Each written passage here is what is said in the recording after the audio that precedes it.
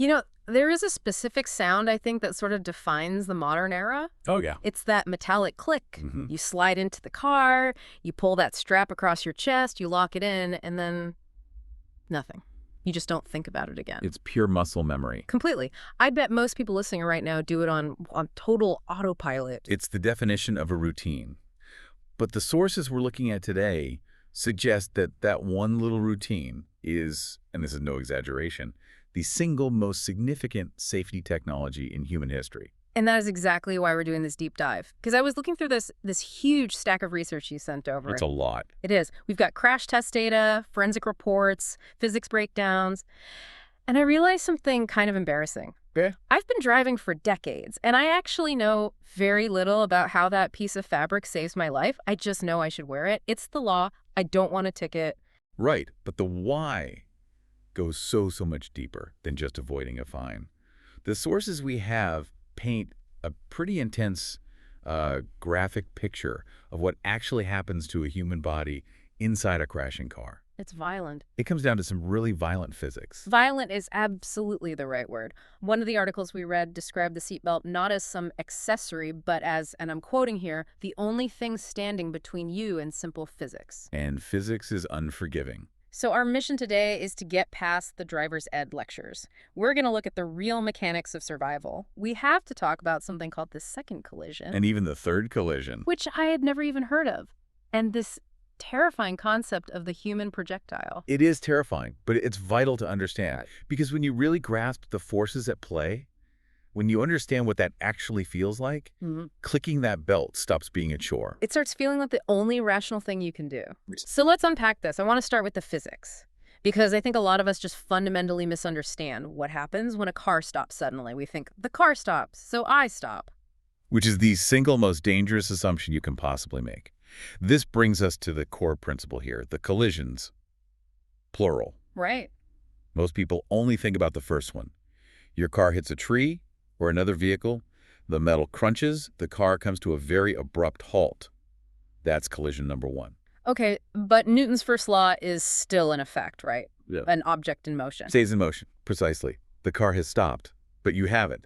You're still traveling at whatever speed the car was going. So I'm still moving at, say, 30 miles per hour. You're an independent object inside that vehicle, flying forward at 30 miles per hour until something stops you. And that impact, me hitting the steering wheel or the dashboard or the windshield, that's the second collision. Correct. And that's where the obvious external trauma happens. But here's the part that really surprised me when I first dug into the medical literature. There's a third collision. A third one. Wait. The car stopped. My body stopped. What else is still moving? Your insides. Your internal organs. Oh. I mean, think about your anatomy. Yeah. Your brain is essentially floating in fluid inside your skull. Yeah. Your heart, your liver, your spleen, they're all soft tissue. So they have inertia, too. Exactly. When your body slams into the steering wheel, your skeleton stops. But your organs keep moving forward until they slam into the inside of your own bones. Wow. That's a gruesome image. It's the hidden killer in so many crashes. This is why you hear about someone who walks away from a crash, they look fine, no cuts, no bruises, and they drop dead an hour later. Because their brain hit the inside of their skull. Or their aorta tore away from their heart. It's that third internal collision. That just completely explains why bracing yourself is a total myth. I've heard people say, oh, I'll just put my hands on the dash. It's impossible. Yeah. And the math proves it. There was one statistic in the source material that it floored me. I had to double-check the calculation. Okay. It's just 15 miles per hour. Which is nothing. That's a parking lot speed. It's a crawl. I ride my bike faster than that. At 15 miles per hour, an unrestrained person hits the interior of the car with a force equal to about 30 times their body weight. 30 times. Hold on, let me do that in my head. If someone weighs 150 pounds times 30, that's 4,500 pounds of force. 4,500 pounds. Think about that for a second. That is roughly the weight of a rhinoceros. A rhino. Imagine trying to bench press a rhino. That is the force you're trying to stop with your arms in a minor fender bender. Okay, that completely dismantles the excuse I hear all the time. Oh, I'm just driving slowly around the neighborhood. I don't need my belt. That is the safe speed myth, and it is incredibly dangerous. The data is crystal clear. There is no scientifically safe speed for being unbelted. No, none. None. Minor injuries like whiplash, they start at 5 miles per hour. By the time you get to 20 or 30 miles per hour, standard neighborhood speed fatal injuries become probable. because of that third collision. Hmm. Your organs just can't take it. So if the problem is this massive force, this rhino on my chest, how does a simple strip of polyester webbing fix that? It just seems too simple. It works by managing two things, time and what the source is called geography. Body geography. Exactly. The seatbelt is designed to route all that force, those 4,500 pounds, to the strongest parts of your skeleton. This is the force distribution part. Okay. The lap belt goes across your pelvis. Your pelvis is a heady, thick ring of bone. It can take a huge amount of force. The shoulder belt crosses your rib cage and clavicle. So it's aiming for the armor and avoiding the soft stuff, like your stomach? Right. But the really brilliant part is how it manages time. This is a concept they call ride down. Right down. Okay. Think of it like this. If you fall from a second-story window and land on concrete, you stop instantly. All that energy hits your body at once. Catastrophic. You break. But if you land in one of those big firefighter's nets, The net gives, it stretches, it goes down with you. it stretches. It slows you down over a slightly longer period of time and a longer distance. We're talking about milliseconds here. But in physics, milliseconds are an eternity. So the belt does the same thing. The belt is designed to have a little bit of give. It stretches slightly. It lets your body slow down with the car as it crumples, instead of stopping instantly against the dashboard. So it turns a lethal spike of force into a more manageable, hard shove. A very hard shove, yes. Yeah. And we have to be honest about that. There's a medical term called seatbelt syndrome. I saw that in the notes. I wanted to ask about it. It sounds like the belt itself can injure you. It can. In a severe crash, the belt can cause bruising, fractured ribs, even internal injuries. But, and this is the critical but, you have to compare that to the alternative, Which is the rhino. which is the rhino or your head going through the windshield. A fractured rib heals. A traumatic brain injury often doesn't. The belt is just choosing the lesser of two truly awful evils. Okay, I have to play devil's advocate for a second, because I know what someone listening is thinking. The airbags. The airbags. My car is a fortress. It has 10 airbags. Why do I need a belt? Won't the big fluffy pillow save me? I hear this all the time, and it shows a total misunderstanding of what an airbag is.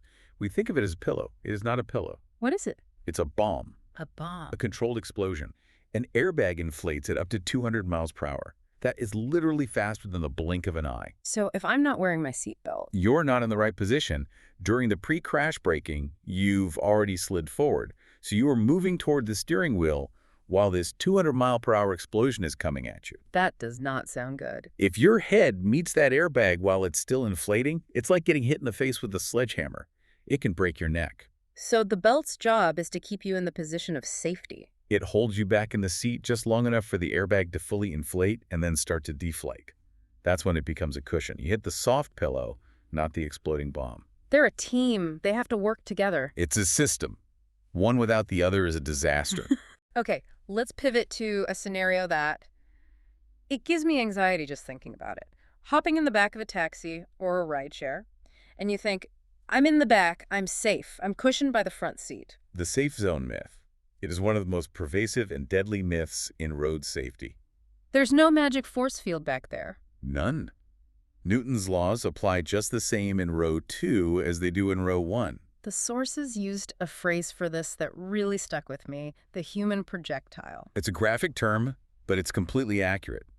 If you are unbelted in the back in a crash, you don't stay there. You become a missile. You fly forward. You can go up into the roof, you can go through the windshield, but the part that people just don't think about is what you do to the people in front of you. Right, you hit them. If you are a 180-pound adult in the back, Yeah. you will slam into the back of the driver's seat with that same multi-ton force we talked about. You can crush the driver against their own steering wheel and airbag. I could literally be the cause of my friend's death, even if they were buckled up and doing everything right. Yes. There are countless forensic studies where the driver would have survived. The car did its job, the airbags worked, but they were killed by the unbelted passenger behind them. Wow. Wearing a belt in the back reduces the risk of death by 44%. Not just for you, but for the person in front of you. That really changes the conversation from personal choice to public responsibility. It absolutely does. Okay, we've covered the physics, but let's talk about the how, because it turns out a lot of us are doing it wrong. I thought it was just click and go. Placement is everything. If the belt isn't on the bones, it's basically a weapon against your own body. So, the lap belt. I see people wearing it high up on their stomach, especially on long trips. That's a huge mistake. The medical term is submarining. In a crash, that belt on your belly acts like a knife. It cuts into your liver, your spleen. It can cause massive internal bleeding. So where should it be? It has to be low, snug, and low across your hips and upper thighs. It needs to hook onto that strong pelvic bone. Okay, low and snug. Got it. What about the shoulder belt? I've seen people, I've probably done it, tucking it under their arm because it's annoying. Never, ever do that. I can't stress that enough. When you put the belt under your arm, you've basically told your upper body it's on its own. Nothing is holding you back. Your face is going into the dashboard, and that belt under your arm will fracture your ribs and drive them straight into your lungs or your heart. Okay, so center the chest, across the collarbone. That's the geometry of safety. We have to talk about kids for a minute. The research here was fascinating because it wasn't about rules, it was about biology, about how bones grow. Right. This is the whole argument for booster seats. It's not about being a big kid. It's about ossification. The hardening of the bones. Correct. A young child's pelvis is not fully fused. It's mostly cartilage. It's soft. So it doesn't have that ridge, that bony part that an adult has to hold the belt down. Exactly. An adult has those iliac crests that act like hooks. A child doesn't. So a regular seatbelt will just slide right up over their soft hips and dig into their abdomen. And cause those catastrophic internal injuries. So the booster seat isn't just to help them see out the window. It's basically an artificial pelvis. It lifts the child up so the belt stays low on their thighs where it's safe. That makes so much more sense.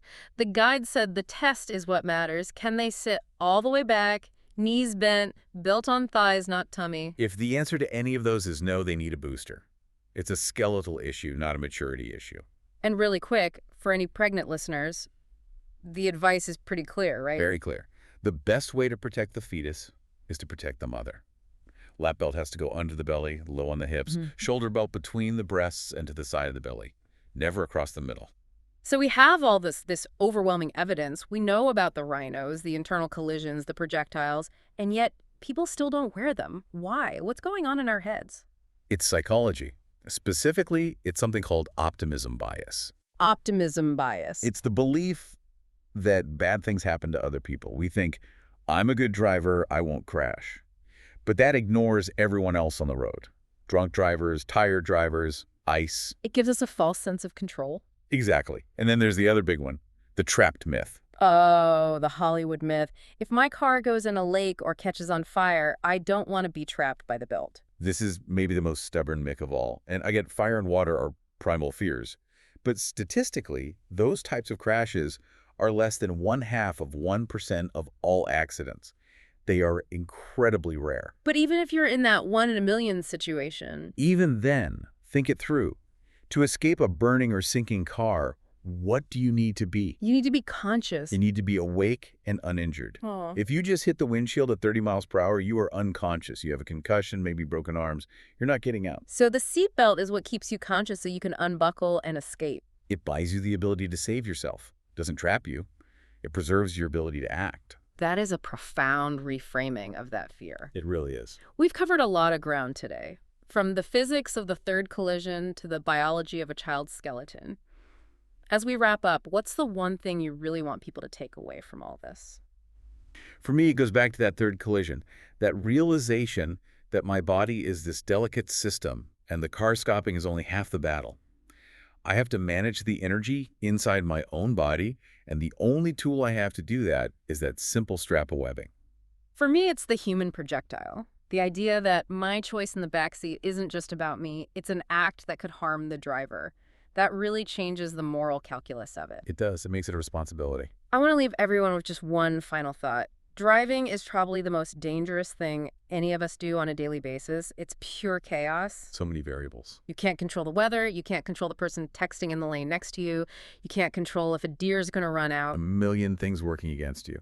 But when you sit in that car, you have total 100% control over one single variable. And that one variable reduces your risk of dying by nearly half.